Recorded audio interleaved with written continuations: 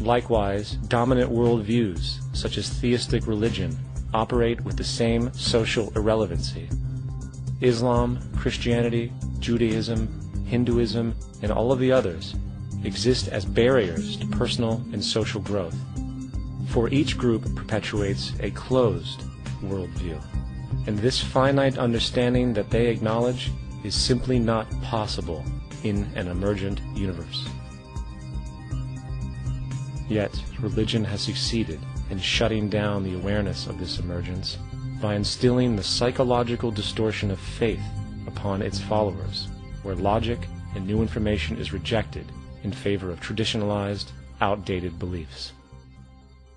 The concept of God is really a method of accounting for the nature of things. In the early days, people didn't know enough about how things formed, how nature worked, so they invented their own little stories. And they made God in their own image. A guy that gets angry. When people don't behave right, he creates floods and earthquakes. And they say it's an act of God. A cursory glance at the suppressed history of religion reveals that even the foundational myths themselves are emergent culminations, developed through influence over time. For example, a cardinal doctrine of the Christian faith is the death and resurrection of Christ. This notion is so important that the Bible itself states, "And if Christ be not risen, then is our preaching vain, and your faith is also vain." Yet it is very difficult to take this account literally, for not only is there no primary source denoting this supernatural event in secular history, awareness of the enormous number of pre-Christian saviors who also died and were resurrected immediately puts the story in mythological territory by association. Early church figures such as Tertullian went to great lengths to break these associations, even claiming that the devil caused the similarities to occur, stating in the 2nd century, "The devil, whose business is to pervert the truth, mimics the exact circumstance of the divine sacraments. He baptizes his believers and promises forgiveness of sins. He celebrates the oblation of bread and brings in the symbol of the resurrection. Let us therefore acknowledge the craftiness of the devil, who copied certain things of those that be divine."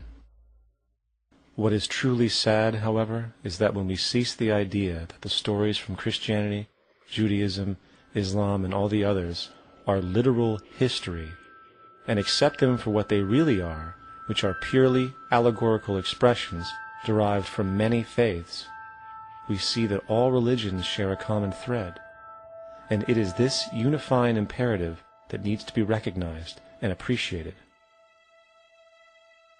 Religious belief has caused more fragmentation and conflict than any other ideology. Christianity alone has 34,000 different subgroups. The Bible is subject to interpretation. When you read it, you say, "I think Jesus meant this. I think Job meant that. Oh no, he meant this." So you have the Lutheran, the Seventh-day Adventist, the Catholic, and a church divided is no church at all. And a church divided is no church at all. And this point on division, which is a trademark of all theistic religions, brings us to our second failure of awareness, the false assumption of separation through the rejection of the symbiotic relationship of life. Apart from the understanding that all natural systems are emergent, where all notions of reality will be constantly developed, altered, and even eradicated, we must also understand that all systems are, in fact, invented fragments, merely for the sake of conversation. For there is no such thing as independence in nature. The whole of nature is a unified system of interdependent variables, each a cause and a reaction, existing only as a concentrated whole.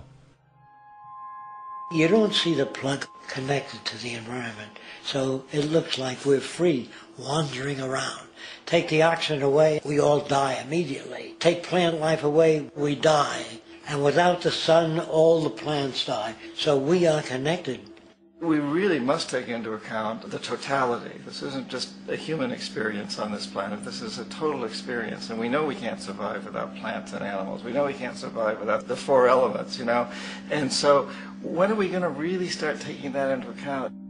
That's what it is to be successful. Success depends on how well we relate to everything around us.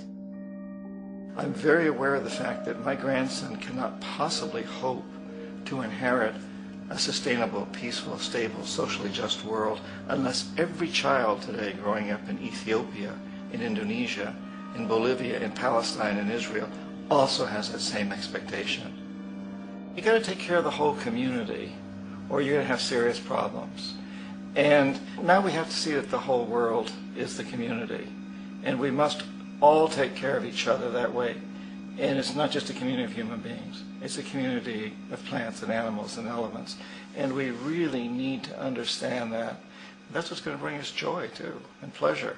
That's what's missing in our lives right now. We can call it spirituality, but the fact of the matter is joy comes from that bliss of connectedness. That's our God spirit. That's that side of ourselves that really feels it. And you can feel it deep inside you. It's this amazing, wonderful feeling. And you know it when you get it. You don't get it from money. You get it from connection. Now, if that isn't a hazard to this country, how are we going to keep building nuclear weapons? You know what I mean? What's going to happen to the arms industry when we realize we're all one? It's going to fuck up the economy. The economy that's fake anyway. The economy that's fake anyway. The economy that's fake anyway. The economy that's fake anyway. The economy that's fake anyway. Which would be a real bummer. You can see why the government's cracking down on the idea of experiencing unconditional love.